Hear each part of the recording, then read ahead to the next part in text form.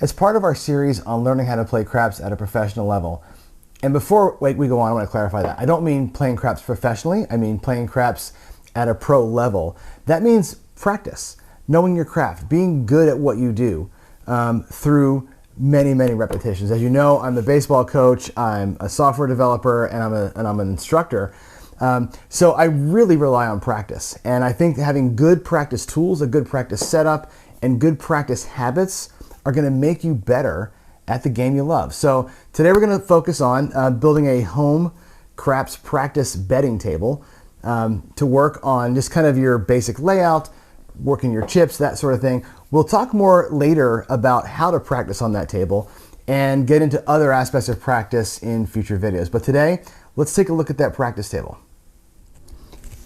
The foundation for my practice table is a computer desk. Specifically, it's a standing desk. I've got this thing sitting on these furniture movers so I can move it around pretty easily. Also, notice it has a crank on it, so that lets me first move my desk or my station wherever I want to very easily. With the crank, I can raise this desk up. So right now it's set to 28 inches, which is the regulation deck height for a craps table. So when I'm working on rolls and that sort of thing, that's perfect. But when I'm practicing, it's too much to bend over and on my back. So what I do is I actually raise this thing up with the crank. Now, obviously with more money, you get an electric desk, right? But cranking it up is not that much effort. And when it's nice and high, as it'll be here in a second, now I can get to my chips and my strategy easily, right? It's waist high, there's no bending. From a width standpoint, it's 47 inches. From a depth standpoint, it's 29, which means for my wingspan, it's perfect. I can reach out very easily in both directions and work my betting very simply without expressing too much effort. And again, I don't want to put effort physical into this thing. I just want to be able to work my bets and see the whole board and operate pretty quickly. So the, again, foundation of my system, my practice system, is a computer desk that can raise and lower to casino deck height or good working height. So our next task then is going to be to replace the current desktop and mat, of course, with a new legit craps practice surface, which is here. It's a 6 foot by 3 foot by 1.5 inch thick butcher block. It weighs a couple hundred pounds. It is the same surface that's used on a regulation craps table. So that's going to now be transformed to sit on top of our desk so I can raise and lower it and have a more legitimate practice surface. So let's take a look at how this desk is currently put together. We'll take the mat off here and I'm going to slide back the top of the desk. You can see how it's mounted on. There are 4 holes, one in each corner, where the old desktop was basically screwed into.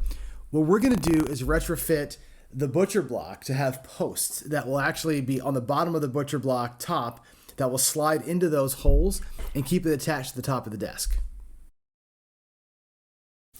I've removed the top of the desk and I've put the butcher block now on the floor with the smooth side down, the knotty and rough side up. I'm preparing to screw holes in, which will be about a 1/2 inch deep or so, 5/8 inch wide. They're going to hold self-tapping screws into which we've screwed these metal posts. Now the posts are designed to be smooth metal bars that are attached to the butcher block and will slide into the holes, allowing the butcher block to sit on top of the frame, yet not be fully screwed into it. That'll let me remove it if I need to later on. And it just makes for a really tight and simple to manage system. Okay, so the metal posts are fully installed and the desk frame is now mounted on top of the post. My next job here is to get the crank assembly reinstalled. I'm just going to use the original hardware for the desk. As you can see, it's got a long shaft that feeds into a gear. I'm just getting it lined up here and make sure that I can snap the handle down when I'm done raising or lowering the desk. So hardware is in place. Just do a quick run through here to make sure I can turn it fully from side to side. And that's it. We're going to go ahead now and flip the desk.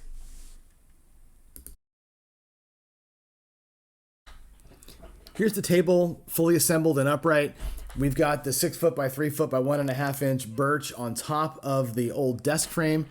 One thing I wanted to check on here was, can I raise and lower it still? I mean, the crank is in place obviously, but that tabletop weighs 200 pounds. And I wanted to make sure that I would still be able to function. It's not a problem at all, actually. It's nice to be able to raise and lower this table down to betting height, or to throwing height and also to betting height.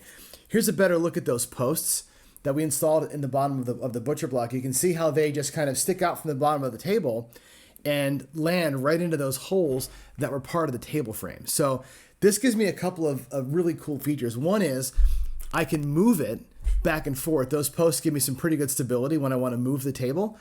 And also I can take the table off very easily. Because they're just straight metal posts into those metal holes, I can push up on the table, remove the whole top, replace the posts. Here are all the parts and pieces for the back rail, side rail, and the diamond rubber. So I bought this all online from 7 Wood NC's website on Etsy. Guy's a really good craftsman. I got everything within about a week or so of ordering it. Perfectly packaged. He's given me everything is labeled, as you can see, all the brackets, all of the screws, good set of instructions. It went together really easily. The only thing that was kind of I had to send back was the rails were just too long. When I ordered them, I thought I wanted them full length, and I ended up not wanting them to be full length. So besides that, it goes together really easy. There's a few metal brackets that you put into the back rail that end up where the side rails sort of sit on top of it. I'll turn this around here so you can see that in a minute. And once you get the side rails on, with these curves, the curves are going to be where the rubber kind of screws in and keeps the shape of the back wall perfectly for me. So again, this went together in about 20 minutes. It could have been easier. Like I said, everything was labeled perfectly. And once it's all assembled, here's the side rails going on now. And again, those were too long. I ended up replacing them with shorter, curvier versions of themselves. But once it's all together and the rubber was installed, this becomes a very modular piece that I can move around on my table from end to end. It's perfect. I did not want it to be screwed in and a permanent part of the table. So what I ended up with here is, I think, a really good compromise of high quality wood, the correct casino table rubber, but in a way that I can move it around pretty easily. So this turned out really well. Like I said, it took about maybe 20 minutes in total to assemble this. Now it's time for the underlayment. So I'm going to do this in 2/3 of bouncy surface using this closed cell foam. This stuff is ridiculously bouncy. It's the same stuff used at the casino. That'll be on 2/3 of my table because you need kind of a longer runway for the bouncier throws. And the 1/3 at the end is going to be this black underlayment. Now this is basically vinyl with a little bit of cloth on the bottom. It's much thinner. It's about a 1/16 of an inch thick. So what I'm going to probably need to do here when I put this on is do 2 layers of it, so that when where they meet there, where I'm laying it down here, where they meet, we don't want to have a big lip. So I'm probably going to do a layer and then kind of a ramp up and make this thing a little bit smoother. So what you'll notice here is that now that I've got it on, I've cut it to size, but a little bit short of size, so that I have just a little bit of wood lip. So when I wrap the layout over the sides of the table, it'll actually fit super nice. So the way that I'm going to attach this is I'm going to use this Krylon sticky spray, adhesive spray. We're going to roll back half of it, spray it on, lay it down real careful, do the other half the same way. So we'll get half of it done, and we'll use that center point to keep me kind of in line. That'll work for both the bouncy side as well as the black normal underlayment side as well. So we'll get it all glued up and tacked down. And once we do, we'll have a good look at how the table's going to react when dice hit it. So here it is. It's sprayed, tacked, and dried. And now I've got the one end. And here I'll drop some dice so that you can see what the normal bounce looks like with regular dice on the hard side. On the bouncy side here, you'll see it's actually a trampoline. When I throw the dice over here, just boom, and they're all over the place. And it's going to be a challenge, obviously, to throw on this end. And that's why it's 2/3 long, because you need that longer ramp to slow the dice down. So I thought it's smart to make my throwing sort of target zone able to handle both a bouncy throw, and a normal table throw for the landing zone. So that's why we did it this way. It's all set up now. We're going to go ahead and drop the layout on top and get it stapled in. So here we have the layout now on top of the table. You'll notice that it's maybe hard to see in this shot here, but I've got it skewed kind of to the front a little bit because I wanted to have extra room in the back to put my chips and my chip rail. And I've also skewed it a little bit more towards the south side of my house here. So again, the landing zone on the far end there, I want to have a little bit more room. I can put chips out there as targets and that kind of thing. So now that it's all on, we're going to follow the exact same procedure as we did for the underlayment, where I'm going to fold it in half, give it a light spray, tack it down so that it stays in place while I then fold the sides under and staple it, stretch it out, staple from underneath. So that's the next step here, is to fold it under, staple it, and get it all attached.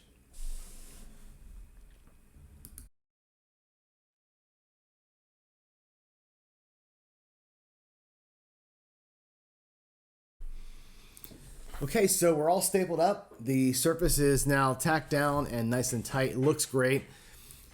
And now I'm going to go ahead and throw the backboard up so we can see what the backboard looks like on the table. And you'll see here that this is V2 of the backboard. The ones that have the super long sides, I've sent those back, and now I've got the right sized ones. They're about 25 inches long.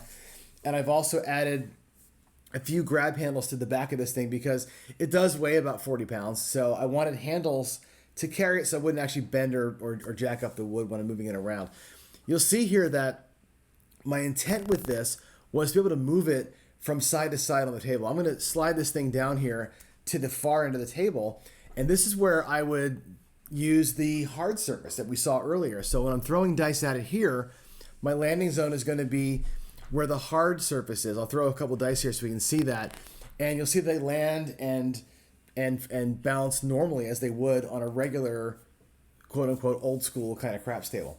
I can then pick it up if I want to and move it to the other side of the table, and I'll slide that over here and I'll lay it now on that bouncier trampoline side of the table.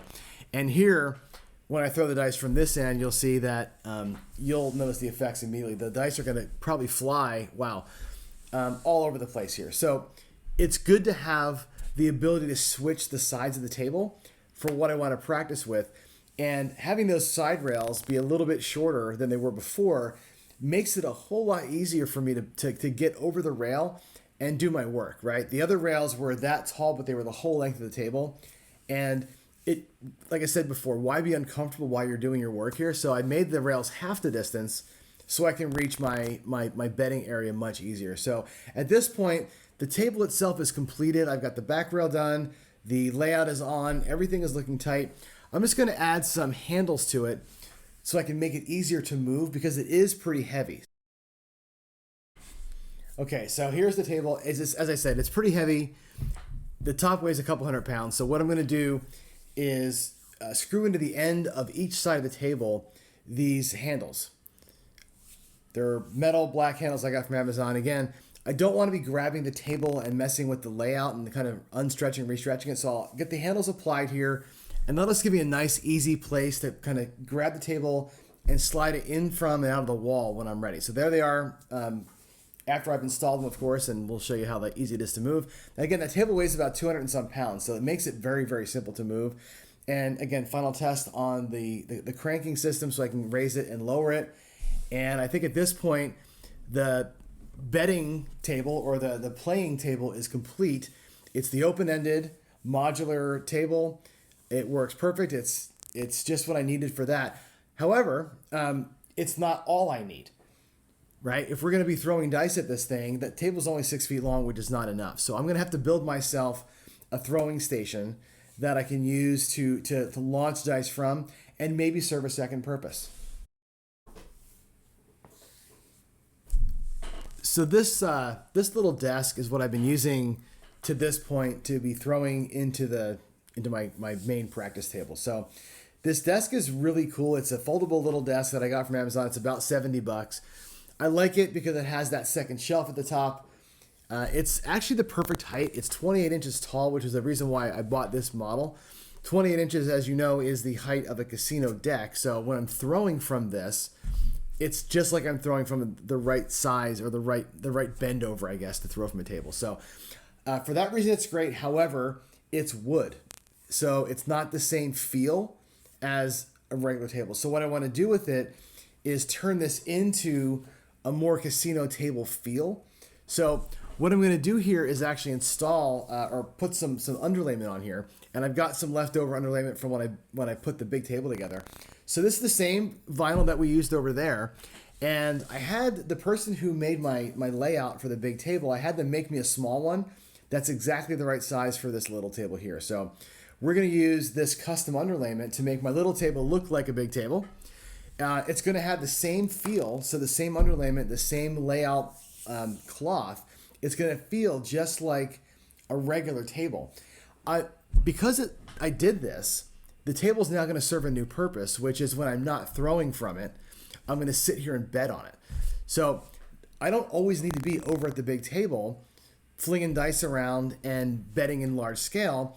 I can just sit here with my laptop or my iPad up on the top shelf there, working on strategies in really small scale, just kind of test, try, log things in the computer, run some simulations and see how it feels in real chips, but in a small scale.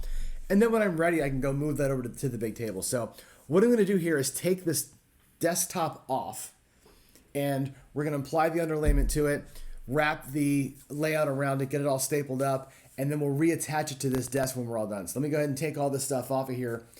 Let's walk over and we'll take it apart. Here's the desktop now removed. It's a very shiny, hard laminate. So I'm going to scuff it up because the underlayment is cloth on the bottom, and I wanted to have something like a rougher surface for it to stick to when I spray that glue. So I'm just going to take some sandpaper to this thing, rough it up a little bit, and once I'm done with that, we'll put the underlayment back on top of it and get it all lined up. And once I've got it lined up, what I'm going to do is fold it in half like I did on the big table. And when it's in half, I'll get it lined up again here. We'll spray it with that glue, with that spray glue, and then I'll press it down. And it's almost like putting a phone cover on. Once you get it on there, you'll have bubbles and that kind of thing. So I'm going to smooth it all out, this first half here, and then I'll, again, fold the other side up, and we'll get that side glued in.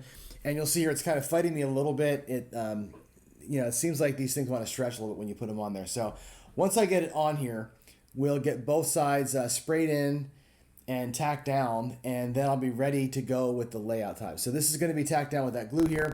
Front half is done. We'll peel this back half off, and we'll get that sprayed in as well.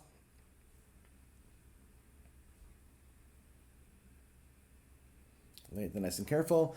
Smooth out all the bubbles, and I think when I first did this, it didn't quite line up here, so I'm going to go ahead and peel it back a little bit and get it there we go, and get it to line up a little bit better. The nice thing about that glue is that it doesn't dry instantly, so I have a little bit of chance to reposition things with it.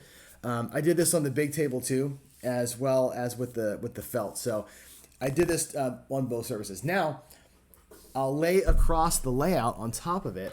And again, for the layout, I'm also going to spray some of that tack on here so that it'll stick while I'm stretching it and while I'm getting ready to staple it in. So the plan here is to spray it in, tack it down, spray it in, tack it down. You can see it's all on there.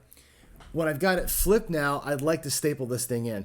However, I realized two things here. One is the cloth's a little big. So my first move here is going to be to kind of trim it down to where the black is. Again, I got screws that I got to reattach this desktop with the screw hole, so I didn't want the layout to be in the way of that. So I'm going to cut around it, and then I realized that because it's laminate, I actually can't staple this. That was my plan, so I glued it instead. So I used more of that glue, but I've got some more industrial strength glue that I used here for this. And so once it's glued in, I re-drilled the holes through the cloth. And here's the completed table. So this is the new betting and throwing table. So as you can see with the layout on here, it actually makes a really great betting station. I can sit here and I can work on strategies. I can roll dice. I can put bets out there. I can do it in small scale at my desk. I even have my computer and my coffee with me, so I can sit here and sort of practice betting and doing things without having to go to the big table. This is a really nice new feature of what we just built here to work on betting practice. Now, the original use case for this was to be a throwing station. So I'm going to go bring up the throwing rail. Now, this is something that I also bought from 7-Out Wood on Etsy, which is a 11-inch tall throwing rail that when it sits on this desk, which is 28 inches tall, is the exact throwing height. It's the exact lean over and the exact deck height of a regular casino table, so I can work on my throws from this into the table that we built. Now, the best thing about it is that because it's a small table, I can move it in, out, left, right, or even straight on and simulate any position on the table just by moving this little desk around. And so yeah, it's worked out really well. It's actually a really solid bedding now and throwing station for me. So I hope you enjoyed the build. I've got this video plus the one where I show you kind of how it's all together and how I use everything. If you've got comments, questions, whatever, leave them for us here in the YouTube in the comments. If you've got your own setup, share it. I think it's really cool for us all to see what each other is doing for their unique home practice setups. Not everybody's got space for a 12-foot table. So what are you doing? Hopefully it's something cool, and share it with us for sure. So again, thanks for watching, and we will see you at the tables.